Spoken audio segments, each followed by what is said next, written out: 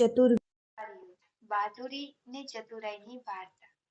એક ગામમાં કેટલાક વેપારીઓ રહેતા હતા. તેઓ માલ વેચવા જુદા જુદા ગામમાં જતા હતા.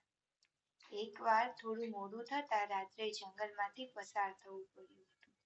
લૂંટારાઓએ તેમનો બધો માલ લૂંટી લીધો હતો.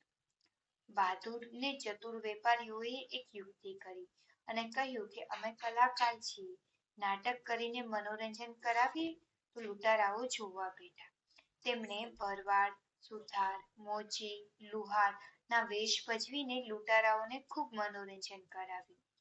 લૂંટારાઓ મોજમાં નાચવા લાગ્યા. પછી વેપારીઓએ ચોર પોલીસનું એક નાટક શરૂ કર્યું.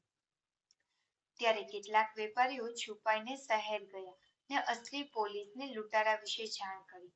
પોલીસ તેમની સાથે આવ્યા તો પોલીસનો વેશ કહેતા હતા એવી રીતે અસલી પોલીસ આવ્યા.